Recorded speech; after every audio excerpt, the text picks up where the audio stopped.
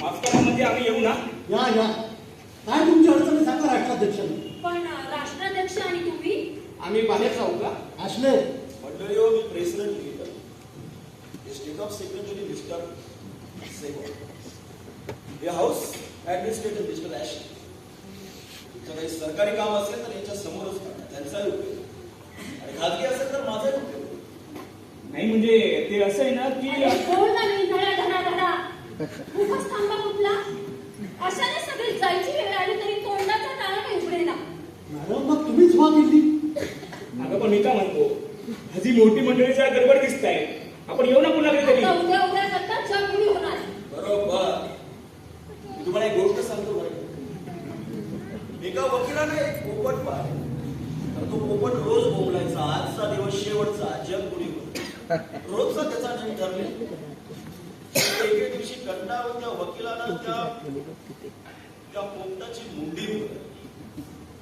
त्या दिवसासाठी त्याची भविष्यवाणी तिचा संपली. जेफरसन सिटीतला वकील. आम्ही पण जेफरसन सिटीतले. अरे वा, अभिनंदन. नाही म्हणजे माझा मुद्दा असा आहे की आमचा एक रूट होता, अगदी छोटं खोपटं पण सरळ जीवन. फार थॉमस जेफरसनने माझ्या पंजाला पत्र दिलेलं. पत्र नाही, वेड्या सनद म्हण. अगं तेच ते सनद.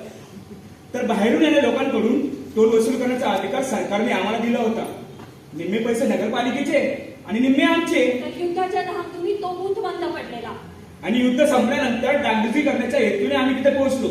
तेव्हा आम्हाला कळालं की तिथला टोल तो गव्हर्नरने त्याच्या स्वतःच्या जावयाला देऊ केलाय. तर आता सरकारकडे आमची एकच दरखास्त आहे की तो आमचा टोल आम्हाला परत मिळावा. आम्ही ही सनद घेऊन आलोय. बस ठीक. मॅडम मला त्या घटना दुरुस्तीबद्दल काही माहिती आहे का? ती काही महिन्यांपूर्वी फोफावलेली तीच ना, सर्व लोक समान, गुलामगिरी मुक्तता वगैरे. बरोबर तीच.